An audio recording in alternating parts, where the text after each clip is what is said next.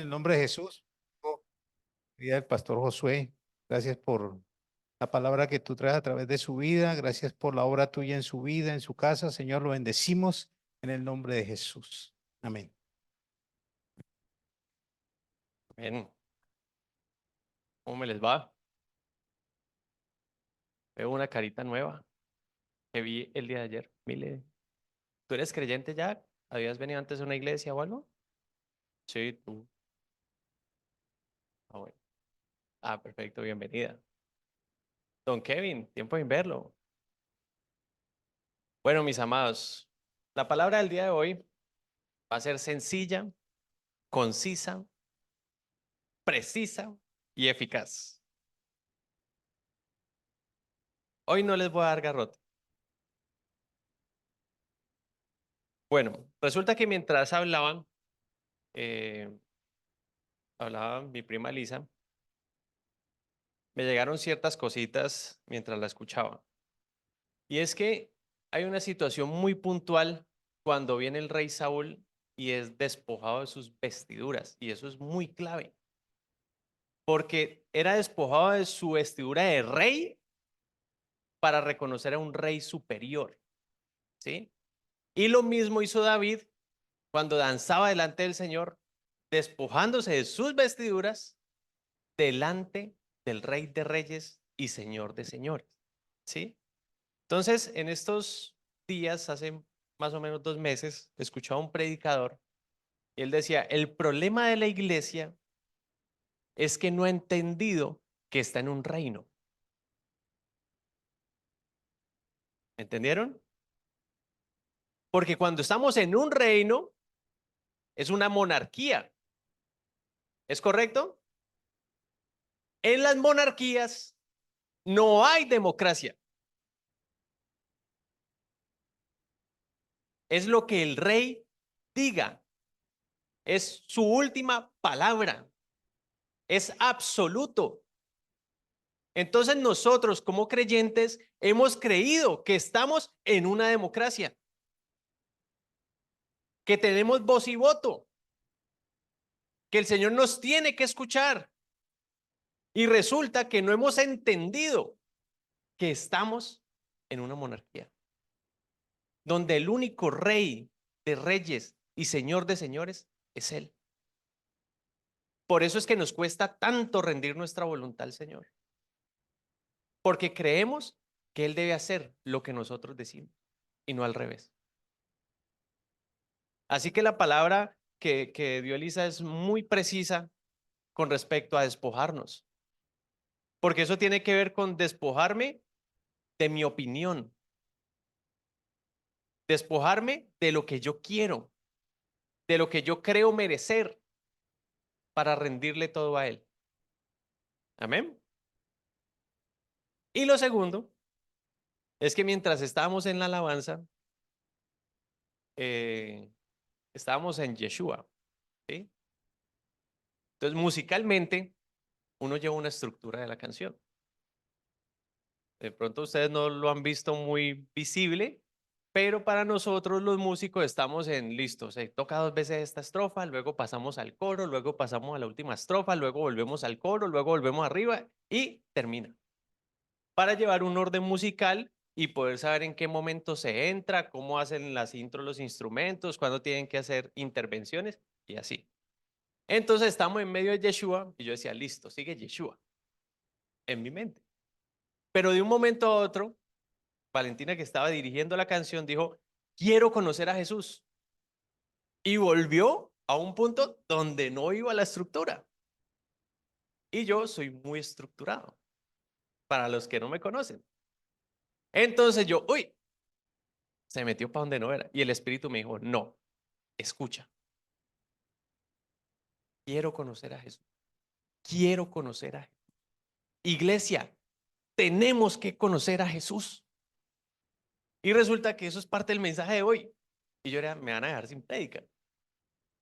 Porque es que lo que es elemental para la iglesia lo tenemos en un lado. Conocer a Cristo.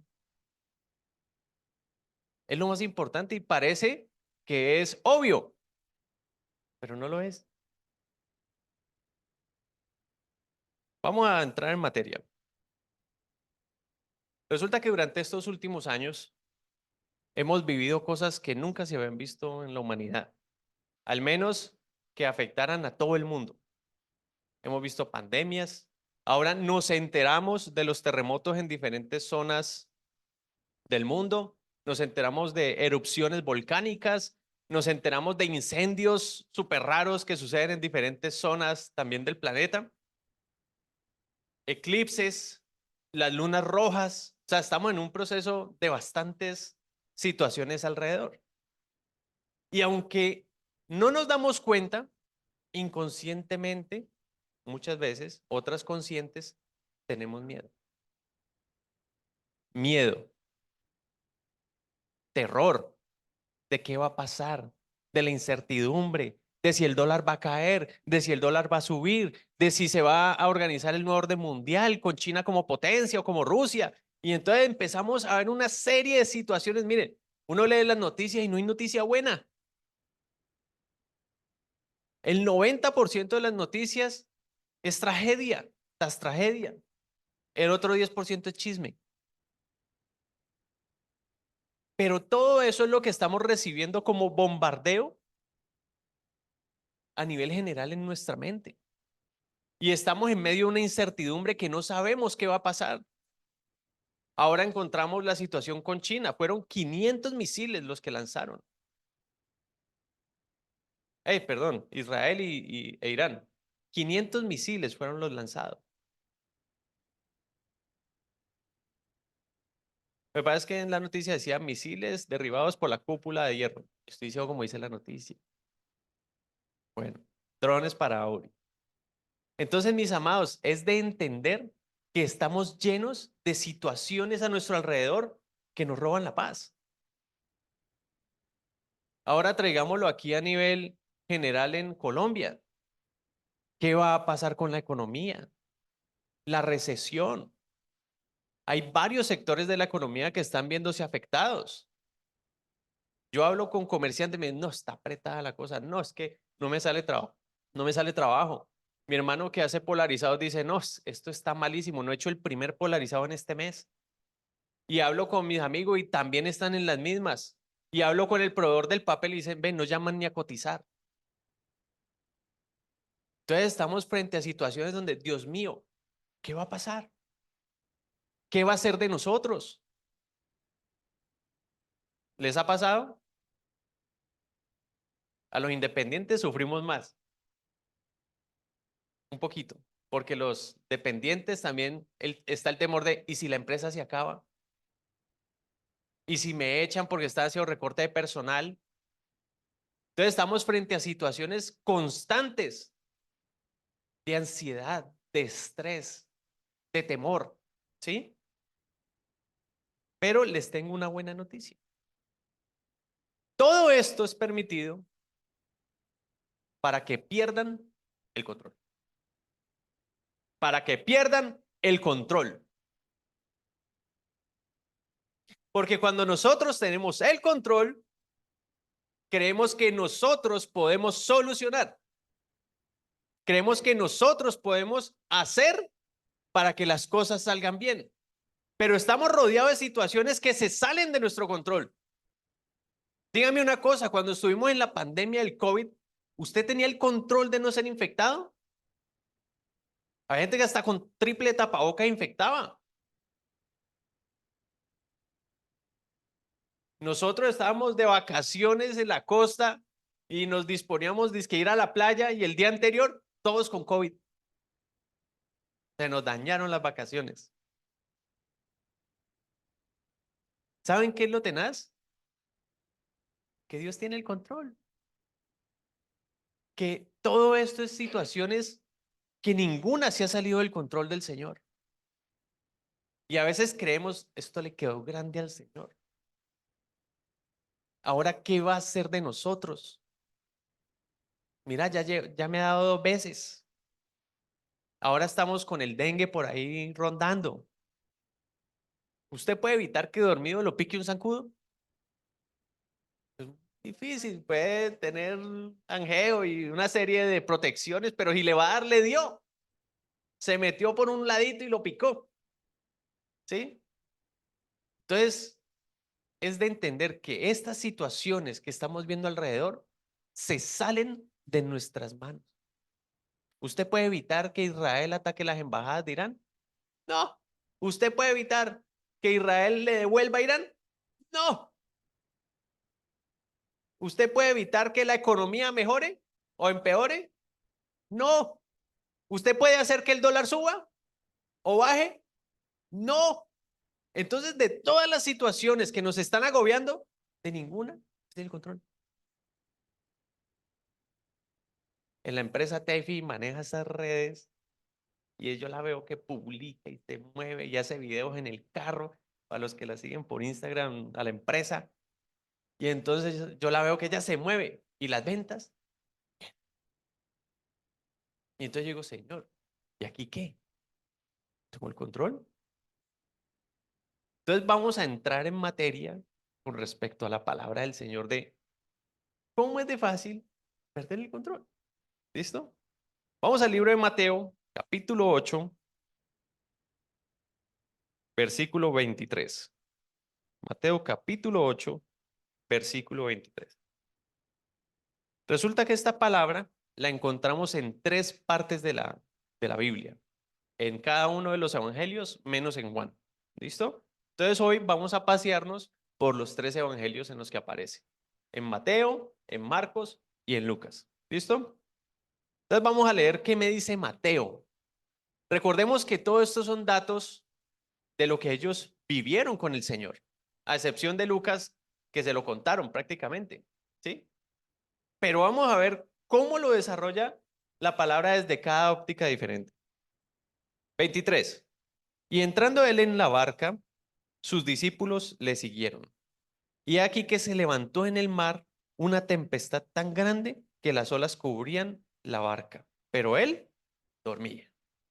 Y vinieron sus discípulos y le despertaron diciendo, Señor, sálvanos que perecemos. Él les dijo, ¿por qué teméis, hombres de poca fe? Entonces levantándose, reprendió a los vientos y al mar y se hizo grande bonanza. Y los hombres se maravillaron diciendo, ¿qué hombre es este que aún los vientos y el mar le obedecen? Entonces, vamos a empezar a desglosarlo. ¿Listo? A mí me encanta desmenuzar. Entonces, número uno, todos eran marineros expertos. Recordemos, bueno, a excepción de Mateo, que era publicano, pero Pedro, Juan, Andrés, todos eran pescadores. Entonces ellos tenían mucho conocimiento sobre el mar, sobre cuándo iba a llover, sobre dónde se hacían los peces, o sea, tenían mucho conocimiento en la zona en la que se encontraban. Así que no era raro ellos tener que lidiar tempestades, porque precisamente conocían el área donde trabajaban, ¿sí? Así que no era una novedad que se levantaran vientos fuertes, que tuvieran que lidiar con el agua, pero esto era algo sobrenatural, era algo que se salió de su control, se les salió de las manos, no podían hacer nada, se iban a anegar, se les estaba metiendo el agua por completo, ¿sí? Y despertaron al Señor. Número dos, cuando nuestras fuerzas fallan, hacemos lo que no hicimos desde un principio, buscar al Señor. Yo me los imagino a ellos con un balde dándole y pila, y amárrense que nos van a votar por la prueba y eso dele. Y entonces cuando vieron, no, nos vamos a morir. Maestro, nos estamos hundiendo. ¿Sí? Número tres, el proceso de la tempestad, esto es muy interesante, sucedió por culpa de Cristo. Vamos a ver los otros pasajes. Vamos a Marcos capítulo 4,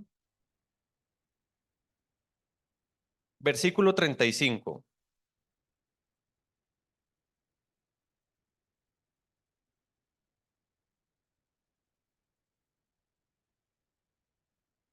Gracias, Martica.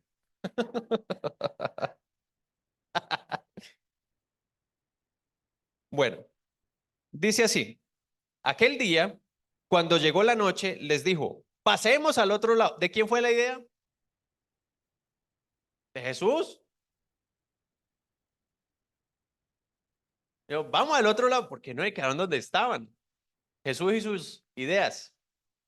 Y despidiendo a la multitud, le tomaron como estaba en la barca y había también con él otras barcas, pero se levantó una gran tempestad de viento y echaba las olas en la barca, de tal manera que ya se anegaba. Y él estaba en la popa durmiendo sobre un cabezal y le despertaron y le dijeron, Maestro, ¿no tienes cuidado que perecemos? Y levantándose reprendió al viento y dijo al mar, calla, enmudece, y cesó el viento y se hizo grande bonanza. Y les dijo, ¿por qué estáis así amedrentados? ¿Cómo no tenéis fe? Entonces temieron con gran temor y se decían el uno al otro, ¿quién es este que aún el viento y el mar le obedecen? Y ahora vamos a Lucas, como para completar la idea y ahora sí seguir el desglose. Lucas capítulo 8, verso 22. Lucas 8, 22. Dice de la siguiente manera. Aconteció un día que entró en una barca con sus discípulos y les dijo, pasemos al otro lado del lago. Y partieron. Pero mientras navegaban, él se durmió y se desencadenó una tempestad de viento en el lago y se anegaban y peligraban. Y vinieron a él y le despertaron diciendo, Maestro, maestro, que perecemos. Despertando él reprendió al viento y a las olas y cesaron y se hizo bonanza. Y les dijo, ¿dónde está vuestra fe? Y atemorizados se maravillaban y se decían unos a otros, ¿quién es este que aún los vientos y las aguas manda y le obedecen? Número 4. Entonces llevamos 3 puntos, ¿no? Primero eran marineros expertos, estaban en su zona de confort. Número 2, cuando las fuerzas fallan, buscamos a Cristo. Número 3, el proceso de la tempestad y todo lo que se desembocó fue por culpa de Cristo. Ahora, usted va a decir, uy, qué blasfemia. Pues resulta que nosotros culpamos a Dios. ¿No les ha pasado? Que cuando algo no está marchando como uno quiere y las puertas se cierran, bueno, Dios, ¿hasta cuándo me vas a apretar? ¿Les ha pasado o no? Están muy serios. Exactamente. Aunque tienden a tirarle uno más la culpa a Dios. Porque él fue el que dio la orden de que pasara. Si él no hubiera pedido eso, de seguro no habrían tenido que afrontar esa situación. Así que viene aquí algo curioso, que hay tempestades, mis amados, que suceden mientras estamos en la voluntad de Dios. ¿Sí me entendieron? Porque cuando el Señor nos da una directriz y nosotros decimos, listo, Señor, para allá es, y nos empieza a ir mal. ¿A cuántos les pasó que cuando empezaron a diezmar les empezó a ir mal? El pastor Otto. Yo he escuchado varios que dicen, es que empecé a diezmar y me fue antes peor. Porque vean, me sacaron del trabajo, vean, me pasó tal cosa. Y no estaba haciendo la voluntad del Señor. A veces pasan tempestades, amados, en medio del propósito de lo que estamos cumpliendo para el Señor. Ahora imagínense a los apóstoles, recién ido su maestro, empiezan a predicar en el templo. ¿Están haciendo el propósito? Sí, y los cogen presos y los azotan. Pero estaban haciendo la voluntad del Señor. ¿Por qué entonces vienen tempestades cuando estamos haciendo algo bueno para el Señor? Porque es parte de perder control. El problema es que como no lo soltamos, tiene que caer más agua en la barca. Y más agua en la barca. Y más agua en la barca. Así usted dice, Señor, tenga, te lo entrego. No pude. Me quedó grande. Cuando empezó pandemia, mis amados, volvemos a mi experiencia personal, me cancelaron todos los pedidos. de la empresa. Y yo dije, quebré, porque vivíamos del día a día, o sea, pedido que entraba, pedido que servía para cubrir acá, cubrir acá, cubrir acá, y listo. Entonces, cuando cancelaron todos, pues a uno le habían abonado unos, ¿qué tocaba hacer? Entonces le dije a Stephanie, amor, hay que entregar y nos vamos a vivir a la iglesia. Y Stephanie, no, pero ¿por qué? Y yo le dije, o sea, o sea, ven y te muestro los extractos. Y entonces escribimos a la inmobiliaria aprovechando que era emergencia y que entonces habían unas inmobiliarias que flexibilizaban y entonces no, escribirles una carta nos decía, entonces yo escribí la carta y la inmobiliaria me responde, no, si te vas a ir pagas destrato de 3 meses, destrate. Yo decía, yo desgraciado.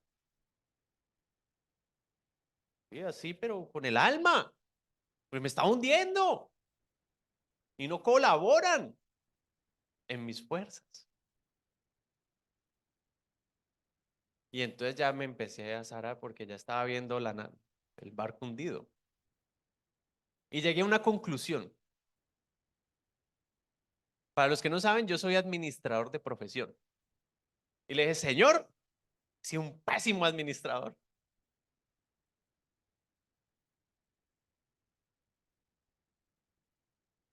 Porque mi hogar quebró. Te entrego el control, señor. Fracasé. Entonces, en esa semana me estaba pegando un duchazo y el señor me da una idea de negocio, con el negocio. Entonces, bueno, y si uno hace, si todos estamos encerrados y la mayoría de familias son de 5 personas, pues ¿por qué no hacemos un paquetico de 5 personas? Una tortita, 5 postrecitos, 5 galletitas, 5 brownies. Entonces lo conté a Stephanie y empezamos a ver ideas de cómo hacer las tortas y todo el cuento. Mis amados, ese año vendimos lo que no habíamos vendido nunca antes. Porque es que cuando tú pierdes el control, solo te queda una cosa, depender, depender. No me gané el baloto. Yo esperaba soñarme un número o algo así. Me mandó a trabajar un montón. Trabajamos 12 horas, 15 horas. Habían veces 18 horas. Yo me acostaba a las 3 de la mañana, Stephanie me paraba a las 3, yo me paraba otra vez a las 4, a 5 o a veces a las 9 de la mañana por tarde, pues, a seguir.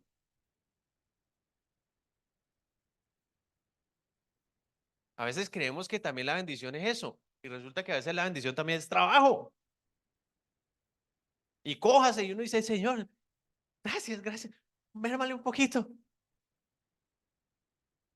¿Saben qué es lo hermoso de esta situación? Que cuando uno de los dos se iba a enfermar, el trabajo menguaba. Era rarísimo. Mermaban las ventas justo cuando uno de los dos estaba incapacitado. Y era el trabajo justo a la medida del que podía responder. Una locura. Exacto, perfecto. Era algo perfecto. El Señor es perfecto. Punto número 4. Lo más divertido de esta historia, la historia de la vida real, es que Jesús se durmió en la popa. Yo dije, la popa. Pues yo llegué a decir, bueno, ahí pega menos duro la ola. No, esa es la proa, la popa. En la popa está el timón. En la popa está el timón.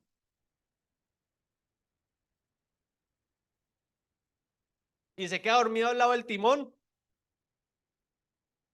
El que nos iba a llevar a Puerto Seguro.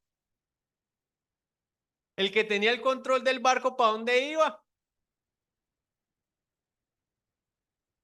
Y van y despiertan al Señor en la popa. Y es hermoso que ahí lo especifique, que diga, estaba en la popa. Pudo haber dicho como los demás y se quedó dormido, pero ahí en Marcos me dice, se durmió en la popa, recostado en un cabezal. Es hermoso, mis amados, entender. Él tiene el control. Estaba dormido al lado del timón.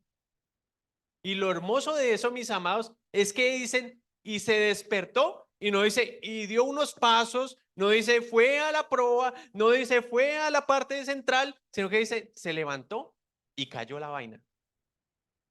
¿En dónde estaba? En el timón. Se paró y dio la orden, porque nunca perdió el control. Y esto es clave. Ustedes creen que tienen el control. Como dice Elías a veces, la gente cree todavía que vota. Más o menos así. Usted cree todavía que tiene el control. Porque puede comprar sus cositas, porque usted dice que quiere un carro y lo compra, porque usted toma ciertas decisiones de forma independiente. Y resulta que usted no tiene el control de nada, amado. Porque es que si el Señor a mí el día de mañana me dice, no vendes más, no vendo más. Me pasó, me pasó con un amigo muy cercano y le dije, mira, vos tenés un problema. Y es que vos crees que las cosas de tu empresa son porque vos lo lograste. Y es solo porque Dios lo ha permitido. Solo porque Dios te manda a los clientes. Y llega él con una soberbia impresionante y me dice, es que yo los he buscado. Es que yo soy el que me quemo las pestañas. Es que yo soy el que viene a trabajar y me voy, llego primero y me voy de último. Es que yo soy el que ha logrado todo esto. Yo le dije, mi hermano, pilas. Porque lo que estás diciendo no está bien. Más o menos unos 2, 3 años después de esa conversación, completamente quebrada la empresa. Desapareció del mapa. Porque hasta el local tuvieron que rematar. Creía que tenía el control. Mis amados, nadie tiene el control de nada. Si a usted le da una enfermedad, ¿usted cree que tiene el control? No. Solo Dios puede tener el control. Recuerden que estamos en una monarquía, no en una democracia. Cuando entendemos eso, mis amados, ya empezamos, mi Señor, lo que tengo es para ti. ¿Qué debo hacer con lo que tengo? Por eso en la iglesia primitiva entendieron el principio de monarquía. Y decían, Señor, tengo un terreno, ¿qué hago con él? Véndalo, délo a los pobres. Véndalo, repartámoslo. Y no estaba en la situación, pero es que yo con esto, si lo vendo, puedo invertir en la bolsa y entonces esto me renta tanto y entonces hago esto y se multiplica y entonces tengo más plata para darte, Señor. El Señor habló claro. El problema es que mientras tengamos el concepto de democracia en nuestras mentes, no vamos a poder ser obedientes como iglesia. No los iba a regañar. Sigamos.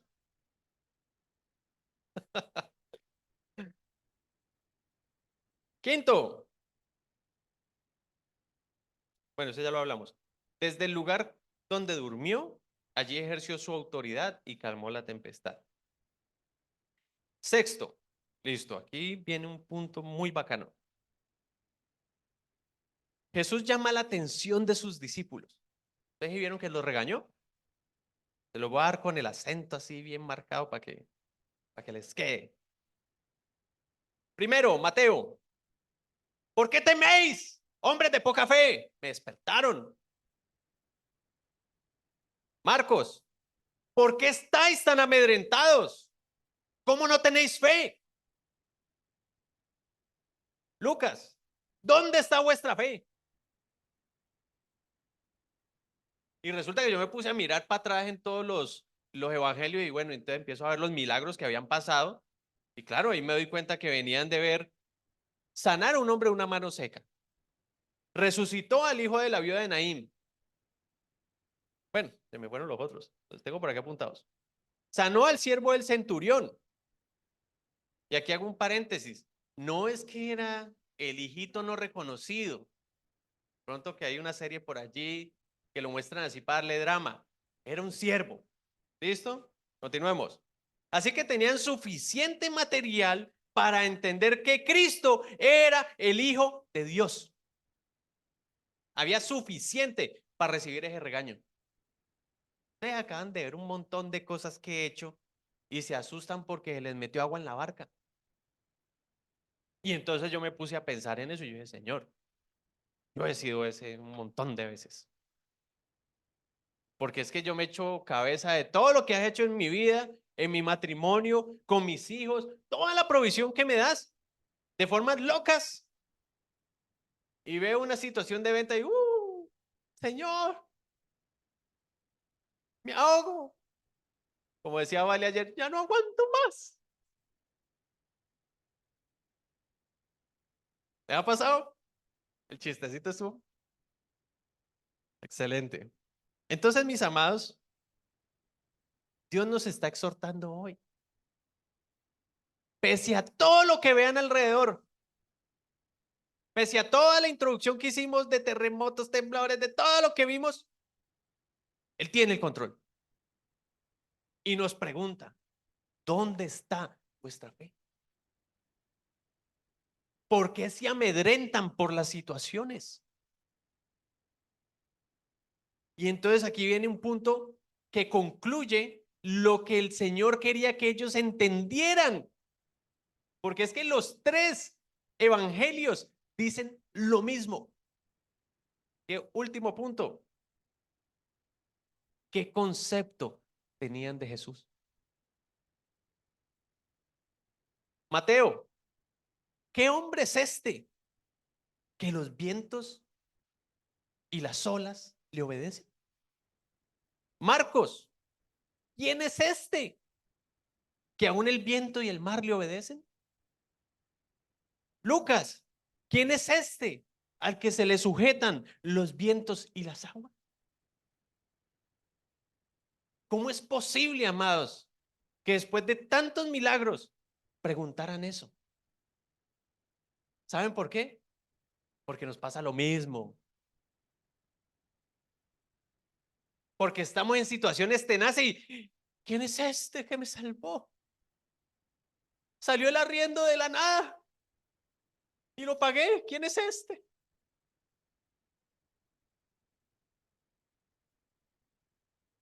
¿Quién es este que me curó la enfermedad?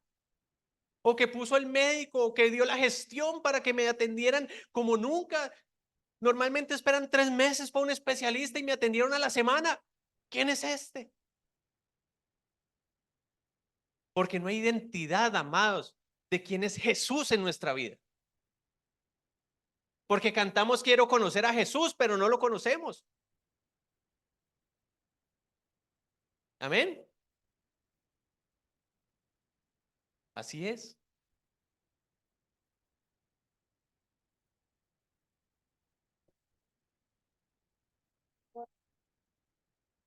Amén. Para allá vamos. Así que mis amados, estamos enfrentando una situación compleja en la iglesia. Y es que nos decimos cristianos y no conocemos a Cristo. Y me incluyo.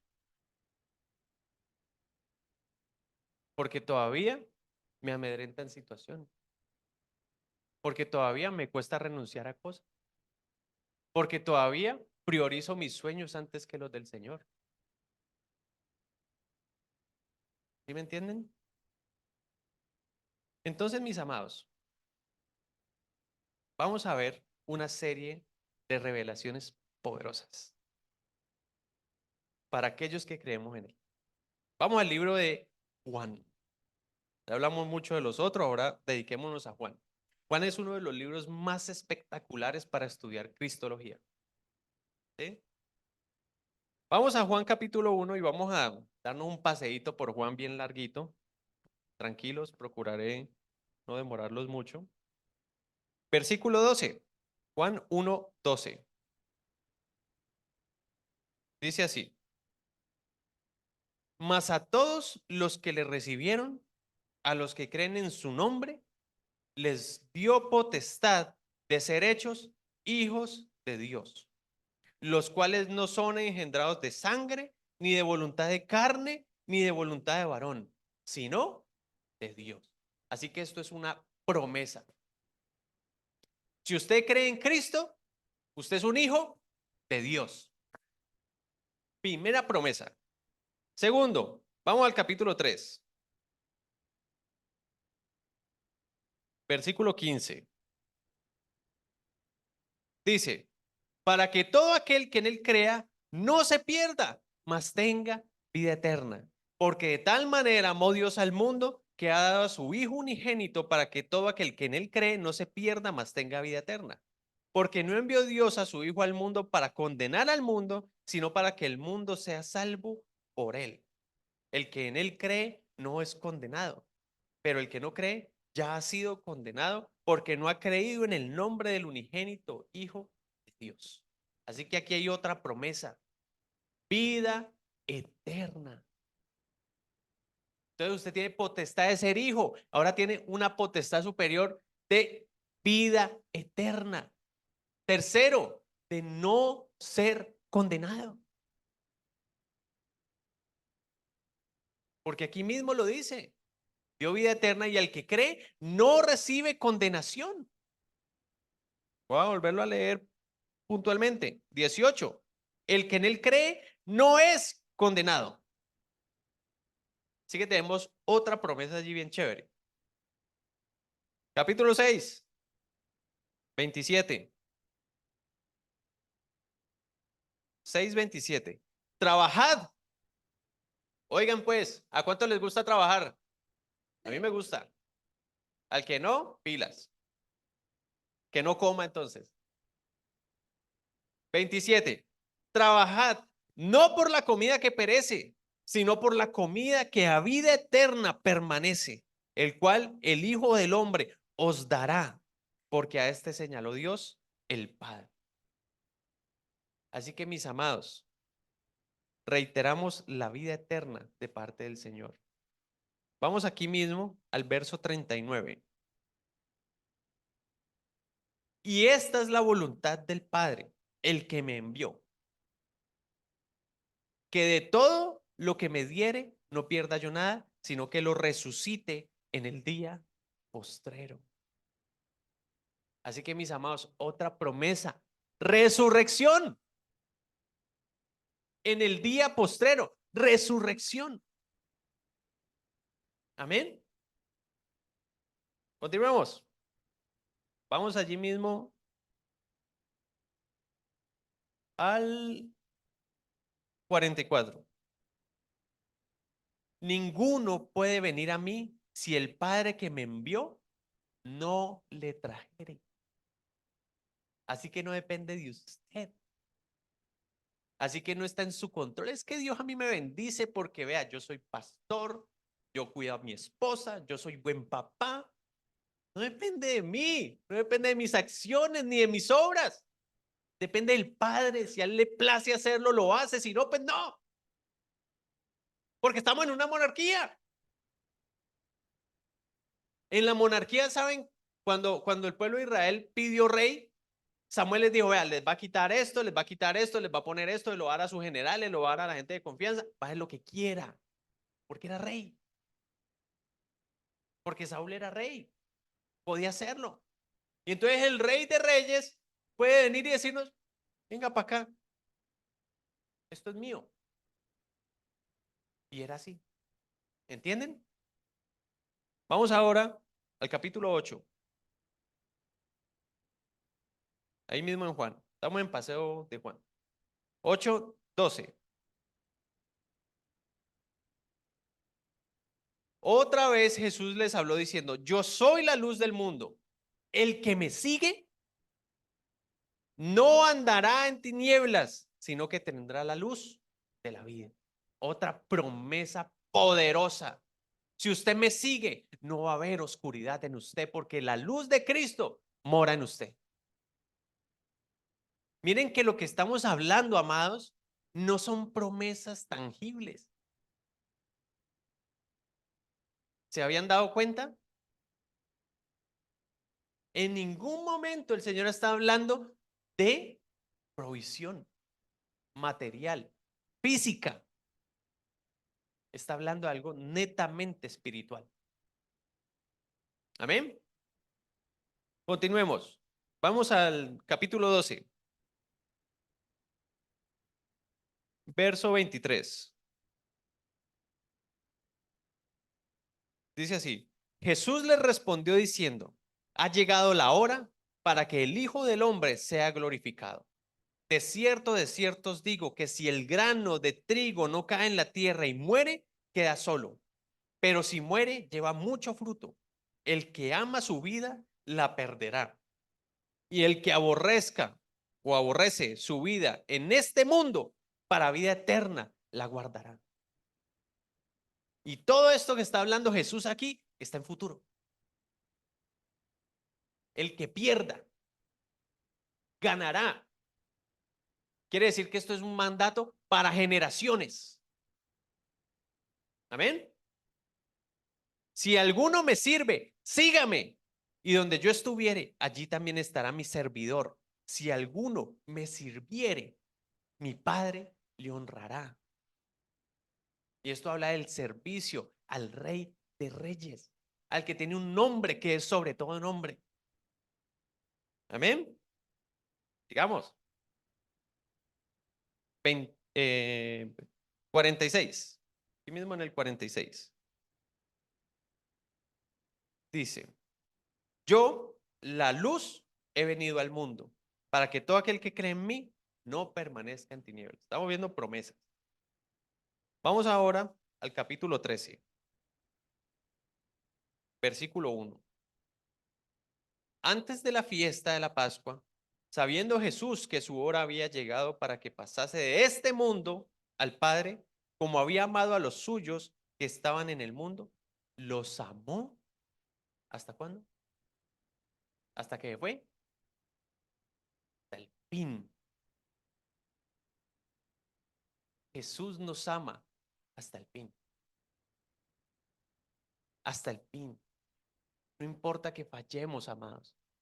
Él nos sigue amando. ¿Entienden? Como hablamos ahora de la oración, Jesús está a un paso de una oración, de una conversación con Él. Vamos al verso 14, capítulo 14, perdón. Capítulo 14, del 1 al 3. No se turbe vuestro corazón. Creéis en Dios, creed también en mí. En la casa de mi Padre muchas moradas hay. Si así no fuera, yo os lo hubiera dicho. Voy pues a preparar lugar para vosotros. Y si me fuere y os preparare el lugar, vendré otra vez y os tomaré a mí mismo, para que donde yo estoy, vosotros también estéis. Hermosa promesa. No nos está prometiendo una casa aquí, sino allá.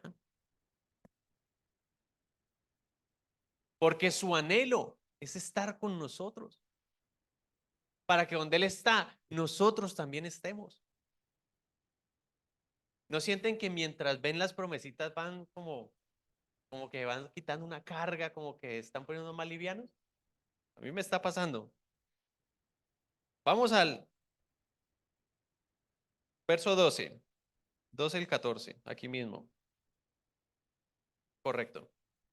De cierto os digo, el que en mí cree, las obras que yo hago, él las hará también, y aún mayores hará, porque yo voy al Padre. Y todo lo que pidiereis al Padre en mi nombre, lo haré, para que el Padre sea glorificado en el Hijo. Si algo pidiereis en mi nombre, yo lo haré. Otra promesa. O sea, nosotros tenemos potestad de ser hijos, eso es matemática de coquito. Ahora estamos profundizando. Quiere decir que tenemos autoridad para hacer las obras que Él hizo y aún mayores. Y esto quita el enfoque de pedir, dice, os dará. Y entonces la gente dice, bueno, Señor, hago mi cuadro de de sueños y pongo el carro, el barco, el avión y resulta que aquí está hablando clarito. Las obras que yo hago, ustedes la harán, pídaselas al Padre. Y yo soy más carnal, amado. Yo, Señor, tengo que pagar el colegio de mis hijos. Señor, tengo unas ganas de cambiar carrito. Carnalito, ahí sigue parqueado, mija, no lo vio. ¿Sí me entienden? Las de Él, las de Él. ¿Y cuáles fueron las obras de Él? Milagros, prodigios, liberaciones, sanidades, exhortaciones para los que lo merecían. ¿Sí o no? Enseñar la palabra. Los negocios de mi padre y estaban en el templo. Continuemos. Estamos en el 14, ¿no? Ahora veamos el 27, verso 27 del 14. La paz os dejo, mi paz os doy. No os la doy como el mundo la da. No se turbe vuestro corazón ni tenga miedo. Subráyelo y apréndaselo de memoria. Porque su paz nos dejó. Y no es la paz que conocemos en este mundo. No es esa paz que me ha pasado y se los confieso.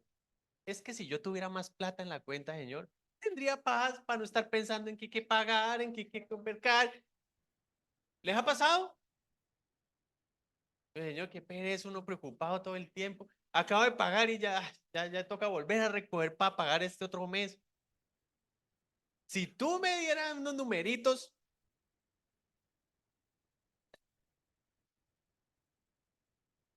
¿entiendes? ¿Cuánto nos hemos hecho la pregunta? Señor, ¿por qué me coges como tus mejores guerreros?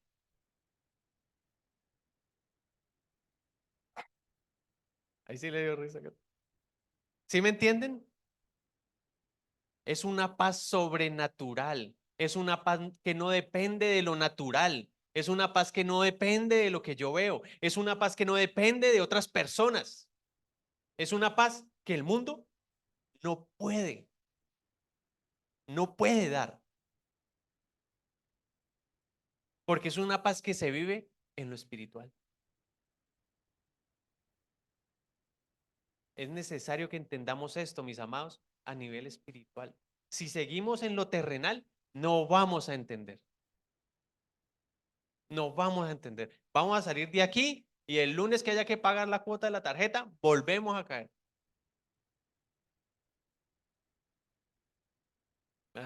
Así, ¿de qué se ríe? ¿Qué nos pasa? Nos pasa. Continuemos. 15, capítulo 15, versos 16, 17. Dice así: no me elegisteis vosotros a mí, sino que yo os elegí a vosotros. Y os he puesto para que vayáis y llevéis fruto y vuestro fruto permanezca, para que todo lo que pidiereis al Padre en mi nombre, Él os lo dé. Esto os mando, que os améis unos a otros. Más promesas. Y aquí está hermoso este tema porque dice, ustedes no me escogieron.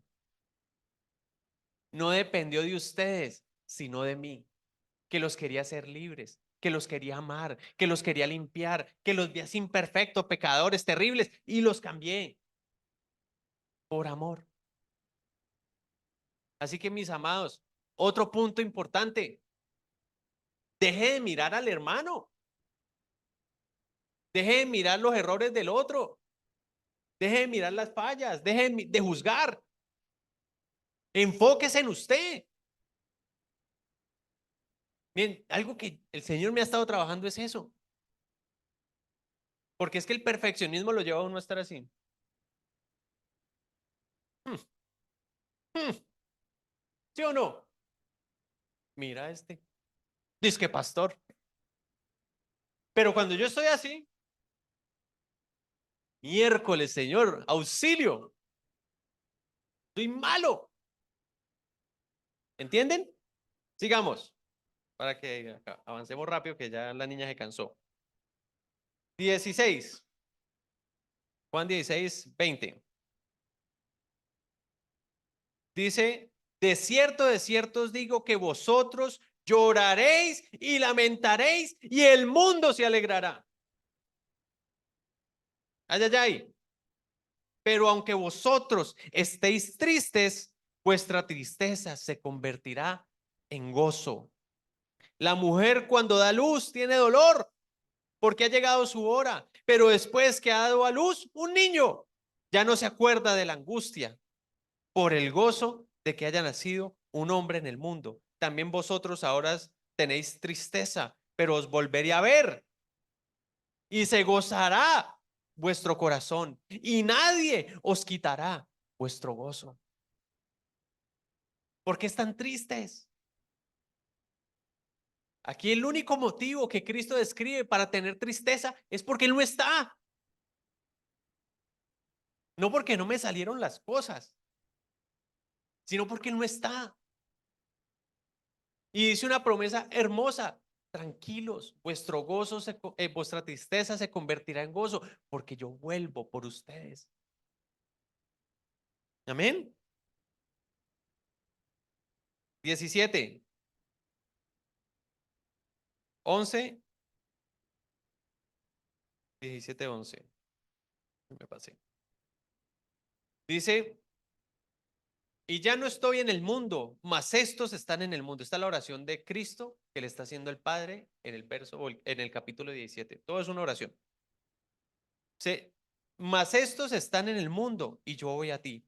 Padre Santo, a los que me has dado, guárdalos en tu nombre para que sean uno, así como nosotros. Cuando estaba con ellos en el mundo, yo los guardaba en tu nombre, y a los que me diste, yo los guardé, y ninguno de ellos se perdió, sino el hijo de perdición, para que la escritura se cumpliese. Pero ahora voy a ti y hablo esto en el mundo, para que tengan mi gozo cumplido en sí mismos. Yo les he dado tu palabra. El mundo los aborreció porque no son del mundo, como tampoco yo soy del mundo. No ruego que los quites del mundo, sino que los guardes del mal. No son del mundo como ya yo tampoco soy del mundo. Entendamos, no somos de este mundo. Y nos aflige un montón lo que pasa en este mundo. No somos de acá, amados. Esto también es parte de la doctrina fundamental de la iglesia. No somos de este mundo, así como Él tampoco es de este mundo. Cuando entendemos eso también, cargas se tienen que caer, porque dependemos de Él. Mis amados, si no hay con qué, mirar para arriba. Señor, tú proveerás. Señor, tú multiplicarás. Señor, gracias por el arrocito con huevo que hay. Señor, gracias porque hay arroz. Porque ya no empieza a depender de lo que Él me bendiga en lo terrenal, en lo material, sino que es que yo estoy es allá. ¿Entienden? El anhelo debe ser Cristo. Cristo, Cristo, Cristo. Que cuando abras los ojos, lo primero que venga a tu mente es Cristo. Que cuando los vayas a cerrar, Cristo. Me da una rabia cuando veo una película y me quedo pensando en la película cuando voy a dormir. No sé si la ha pasado. Yo queriendo pensar en el Señor y viendo la escena. Porque lo último que quiero pensar es en Él. Amén. Y finalizamos con el capítulo 18, 36. Pero finalizamos, Juan, ¿no? Ya casi acabamos. Cuando un pastor dice ya casi acabamos, ¿cuánto falta? Bueno, al menos ya saben. 16. Mas Pedro estaba fuera a la puerta. Salió pues el discípulo que era conocido por el... ¿Era este? Ah, estoy lejísimos. Tranquilos. Respondió Jesús: mi reino no es de este mundo. Si mi reino fuera de este mundo, mis servidores pelearían para que yo no fuera entregado a los judíos, pero mi reino no es de aquí. La tenía clarísima. ¿Entienden? Hermoso, clarísimo. Así que viene otra promesa espectacular. Espectacular. Diga conmigo, espectacular. Pero creas eso, el único. Gracias, abuelito. Estás más listo que todos. Filipenses, capítulo 3, versículo 20. Mas nuestra ciudadanía está en los cielos, de donde también esperamos al Salvador, al Señor Jesucristo, el cual transformará el cuerpo de la humillación nuestra para que sea semejante al cuerpo de la gloria suya, por el poder con el cual puede también sujetar a sí mismo todas las cosas. Primera de Pedro, capítulo 1, versículo 4. La esperanza viva del cristiano. Bendito sea Dios y Padre de nuestro Señor Jesucristo, quien según su gran misericordia nos ha hecho nacer de nuevo a una esperanza viva, mediante la resurrección de Jesucristo de entre los muertos, para obtener una herencia incorruptible, inmaculada, que no se marchitará, reservada en los cielos para vosotros, que sois protegidos por el poder de Dios mediante la fe, para la salvación que está preparada para ser revelada en el último tiempo. Tenemos una herencia, mis amados, increíble, impensada. No nos cabe en la cabeza lo que nos está esperando. No nos logramos imaginar las bendiciones, el gozo, la paz, la mansedumbre que experimentaremos. No nos cabe en la cabeza. Dejen de mirar aquí. Dejemos de mirar aquí. Dejemos de mirar nuestro alrededor. Dejemos de mirar nuestras circunstancias. Miremoslo a Él. Miremos lo que nos ha prometido, lo que nos espera. Porque no es aquí. Deje de esperar cosas aquí. Un chorrito y eso te deja esa punta limpiecita. Y el Señor me dice, ¿y si yo soy tan bueno, por qué no me vendes?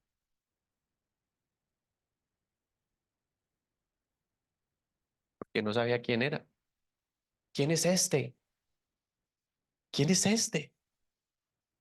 ¿Entienden? Vamos a orar, mis amados. Padre, te damos gracias por la palabra del día de hoy, Señor. Gracias por tu misericordia, Señor, por tus promesas. Gracias porque nos tienes preparado algo, Señor, inigualable, Padre Celestial. Yo te pido que traigas a nuestros corazones, Señor, esa convicción de tu palabra, de tus promesas, esa convicción, Señor, de lo que nos espera, donde hay cielo nuevo y tierra nueva, donde no mora la maldad, Señor, donde el pecado ni la muerte se pueden enseñorear, Padre Santo. Ayúdanos, Señor, así como nos escogiste para ser llamados tus hijos. Te pedimos en esta hora que nos escojas para cambiar nuestro pensamiento, Señor, para que cambies nuestro lamento en gozo, en danza, en alegría, Señor. Despójanos de nuestras túnicas para poder estar delante de ti y reconocerte como el único Dios sobre todas las cosas, Señor.